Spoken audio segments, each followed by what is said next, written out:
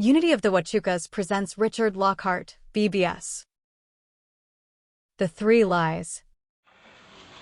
So a few weeks ago, actually a couple months ago, Reverend Charlie was down and we were having a board meeting on a Saturday. We normally have our board meetings on Tuesday, but she was speaking here on that Sunday, so we had our board meeting on Saturday. And at one point in the conversation, I asked her about something that was going on with Unity and about a class that was being held in Mojave Valley. Now, Mojave Valley is down by Bullhead City, where I grew up in my high school years, went to school down there. And I was interested in going down for this class. And in her response, she made the statement, "Who is your who?" And we laughed about it, and after that I kind of forgot about it. So we laughed and we said, you know, that sounds like something that would come from a Dr. Seuss's book. Who is your who? You know, and it was pretty funny. But like I said, I kind of forgot about it, and a few weeks later, when I started seeking God for this message, the only thing that kept coming in my mind was, who is your who? Who is your who? So about a month prior to anybody speaking up there, we get this speaker form, and we have to write down the information and what we're going to be speaking on. That way Tanya can get the slides up and get the music arranged, and guess who generally is the last person to get it to her? You. That's right, me. And she bugs me at the house no less. Sitting watching television, and I get, "Do you have your speaker form done yet?" "No, dear, but I'll get it." So she bugged me one day, and I said, "Okay, I'll do it right now." And I wrote down, "Who is your master?" Well, as most of you can see, or all of you can see, yeah, it changed. It's not who is your master anymore, but who is your master, or who is your who, or the three lies. So by the time we're done, I'll let you guys choose what the title actually is, and we'll just kind of go from there. You know, we all have masters in our lives, in our physical life. I tell Tanya that I'm her master. And she says right back to me, well, no, I can't say what she says back to me. We're in church, so. But we all have masters in this physical world. And I think everybody will agree to that. And I'm not talking about the government or local authorities, but things that are masters in our lives. And we all have them in some form, whether it be smoking, whether it be alcohol, whether it be drugs. For me, it's Culver's and their milkshakes. That's kind of obvious, I think. But the list can go on and on. And if you've ever tried stopping one of these habits, you know that it can be your master. Or maybe it's not a physical thing. Maybe it's a mental thing. You know, I think social media is a great thing. I mean, when we were kids, young adults, trying to get a hold of somebody, telling everybody what's going on in our lives, you had to call them up on the telephone with a cord. Not anymore. You can just get on your computer and you can go on Facebook or whatever social media page you're on and let everybody know, hey, this is happening in my life. You know, it's great, it's wonderful. But I also think it can be destructive. Have you ever noticed that a lot of people on social media, no matter how their life truly is, they make it look like their life is perfect? Everything works out for them. Everything they touch turns to gold. Every place they go is the greatest. They have no issues in their life at all. Everything is wonderful. And you know, it's refreshing, for me anyhow, to actually see somebody tell the truth of what's happening in their lives. And you know, it's not just on social media. I think, and this is my opinion, that there are people that come to church. Not any of you, of course. I'm talking about the church down the street. That put on a glow when they come into church, that everything is good. I know for myself, Sunday mornings are hectic. And that's to say the least. Sometimes, and I know this is hard to believe, but sometimes Tanya and I will actually be arguing to the time we walk in the doors of this church. But as soon as we walk in, we put on this glow. Everything is wonderful. But you know, that's not life. It really isn't. I don't know what the percentage of people on Sunday morning that are getting ready to go to church, that their morning starts out bad. But I'm sure that percentage is high. And I think there is something deep within us that desires others to think well of us. I think that's just something that happens to each and every one of us. So with all that said, I get to my message. And I pray that this all comes together. So, who is your master? Who is your who? Or the three lies? Let me start out by saying this. It doesn't matter what anybody in the world thinks of you. God declares that you are His beloved child. And that's your true identity. Your truest identity is that you are loved by the universal God. Yet we fall for the lie that tells us a completely different story about ourselves. Henry Norwin's book, Life of the Beloved, talks about three lies that we are often tempted to believe when answering the question, who am I and who is my master? And it fits so nicely within the three temptations of Jesus in the wilderness in the book of Luke, the 4th chapter.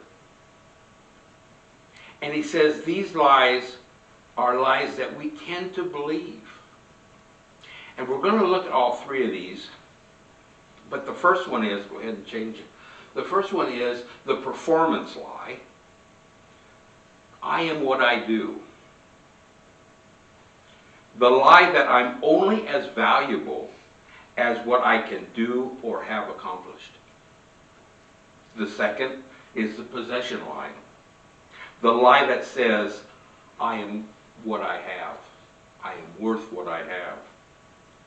And the third one, the popularity lie. The lie that says, I am what others say about me.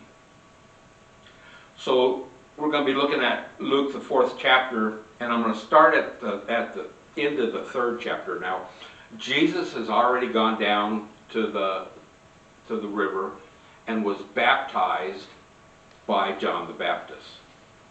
And when Jesus came out of the water, he heard the voice of God say, you are my beloved Son, with whom I am well pleased.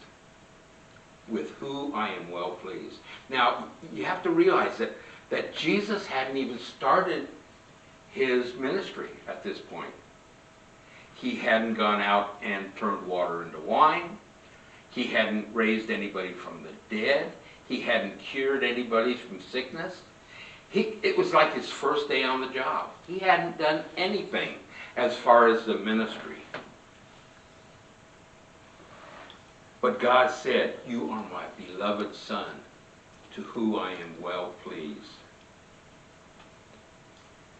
And I want you to remember this. You, each and every one of you, are His beloved.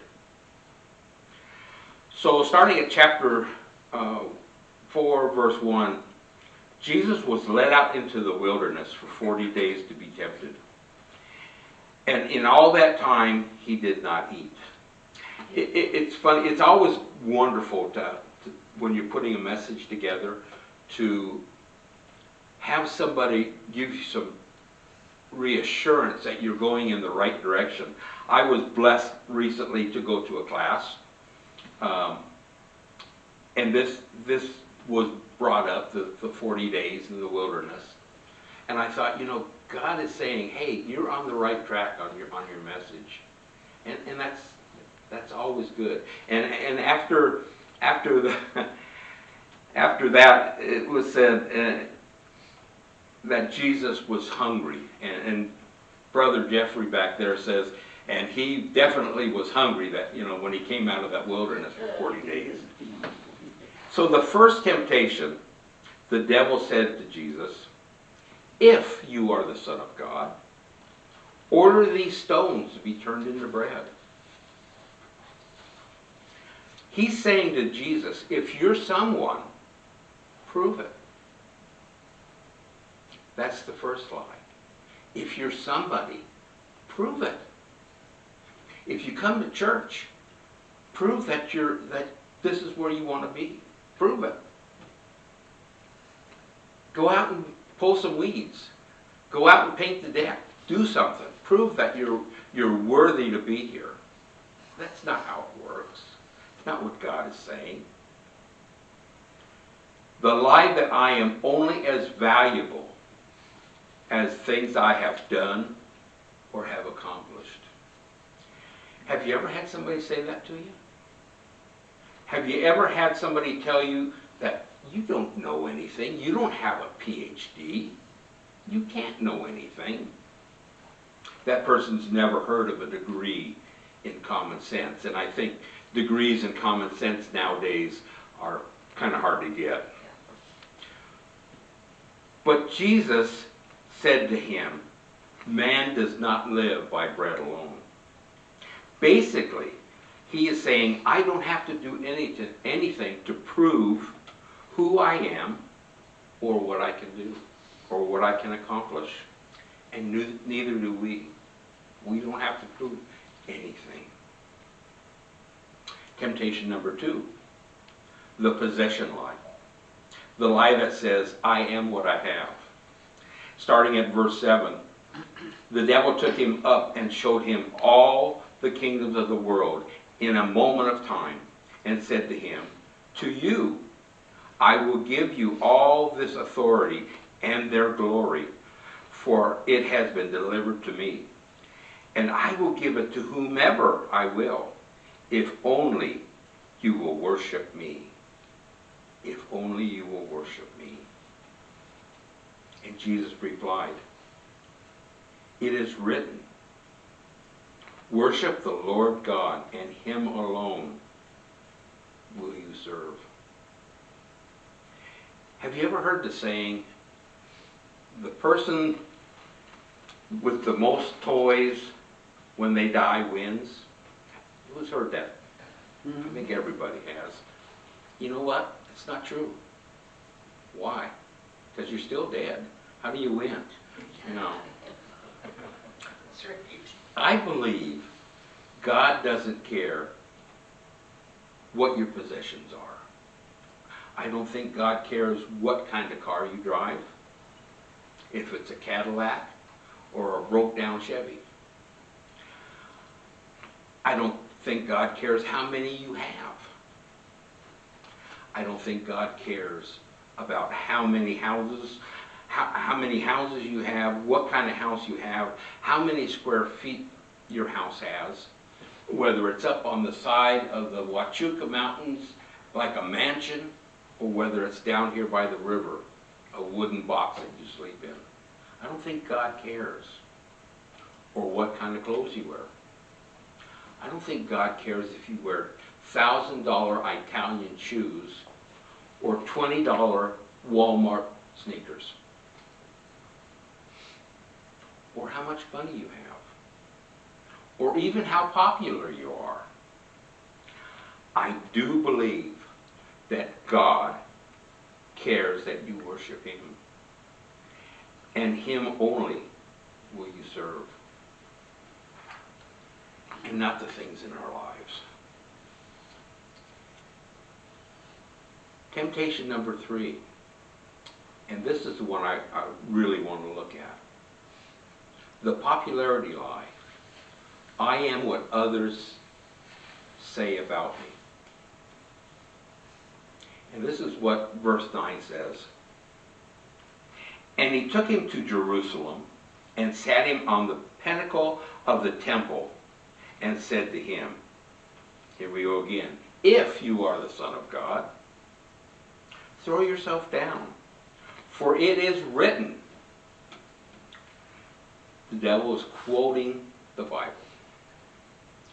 And there are many examples of this in the Bible where he twists the words or he leaves phrases out. And it all starts in the book of Genesis. And this is what he says to Jesus. God will command his angels concerning you to guard you, and on their hands they will bear you up, lest you strike your feet against a stone. And Jesus said to him, it is said, you shall not put the Lord your God to the test. So remember when I started in chapter 3, verse 22, it says, a voice came down from heaven saying, you are my beloved Son, who I am well pleased. Jesus didn't have to jump off to prove anything. God already said to him, you are my beloved. So let's roll the clock forward some 2,000 years. And let's look at the popularity lie today. First off, let me say, us as believers, God says to each and every one of us, you are my beloved sons, and you are my beloved daughters. I am loved by God, and each one of you is loved by God. So with that in mind, let's look at the popularity lie. I am what others say about me. So in verse 9 through 11, the devil, Satan, whatever you want to call him, is trying to make Jesus move away from his trust in the Father's acceptance and admit to his own abilities and not God's.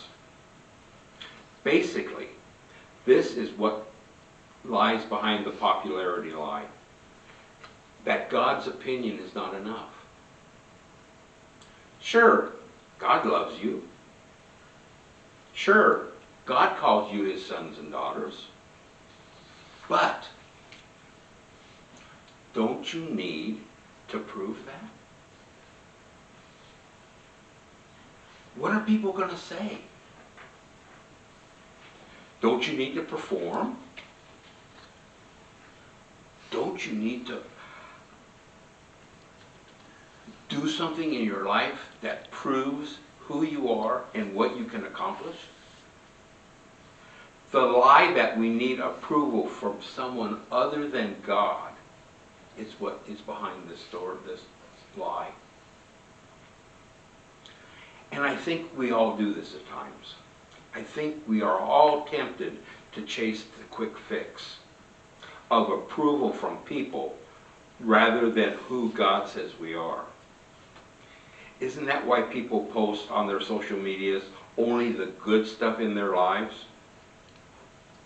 Best vacation, best relationship, best life. Our kids, our grandkids, our great-grandkids, they're the best. There's none better in the world.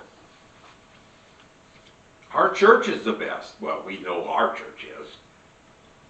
I'm talking about the church down the street. We are looking for approval from people. And you know, the voice of God that calls us his beloved children can seem so soft compared to the voices of people standing around us. So I have a question for you, and you don't have to answer this. Just think about it. If Jesus had jumped off the highest point of the temple, whose voice would he have been following? Let's think about that. I think many of us, including myself, hear the voices of people around us rather than the one that calls us, my beloved children, who I am well pleased in. And that's choking the life out of us. And that's the tragedy of the popularity lie. Paul says in Galatians, the first chapter, the 10th verse, For I am now trying to win the approval of human beings or of God. Or am I trying to please people? If I was still trying to please people, I would not be a servant of God. What God says about each and every one of us is the most important thing about us. Paul again says in 2 Corinthians 12, verse 12, chapter 12, verse 10, when I am weak, he is strong. I know it's hard for us not to want to be popular. Something that I think is brought onto us. And whether it be on our social media page. I know on my social media page, if I get a thumbs down, or if we post a YouTube thing and 25 people watch it and we get 2 likes, I'm thinking, why? Well, 25 people looked at it and only 2 liked it? How can that be? I mean, that's kind of discouraging. Or with people we meet. We want to be popular with people we meet, or our friends, or our family. But you know what?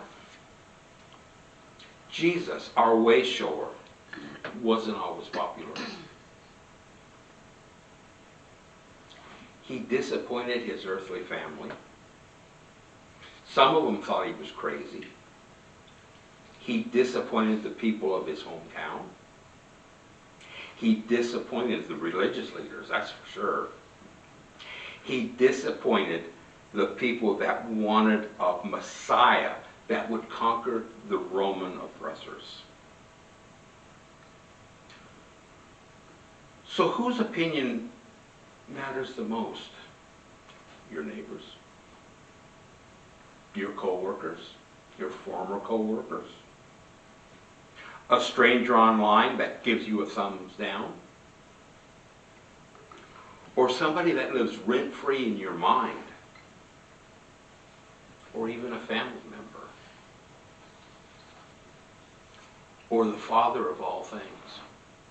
Our God that calls us dearly beloved sons or dearly beloved daughters. There's a song by Ricky Nelson, and we're all of the age group here that will remember this song. It's called Garden Party.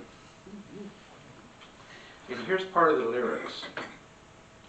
I learned my lesson well. You see, you can't please everyone, so you have to please yourself. I don't know about pleasing myself, but I know I want to please God. That's the most important. I want to hear the words, well done, my good and faithful servant. You know, Jesus didn't try to impress people because he didn't need to. He knew who he was. He knew his approval was received, not achieved. And I think that's why when we come before God, we need to come with open hands so that we can release ourselves and receive him. I'd like to take a few minutes for prayer and meditation now. And just close your eyes,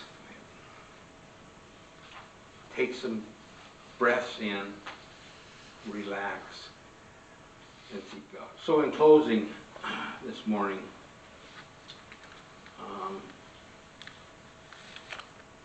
I just want you to dwell on who is your who.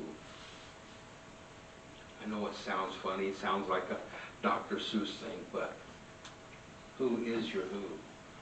Who is your master? Who do you serve? Do you serve the world, or do you serve a higher power? Is it the voices that are around you that we hear every day? Or is it the voice of El Elyon, one of the names in Hebrew of the Most High God? I asked Kim to pass out these little cards. And if you carry that with you, or if you put it on your refrigerator door or your mirror in the morning, it kind of sums this whole thing up. One word from God is worth more than 1,000 words from anyone else. And I truly believe that. Thank you.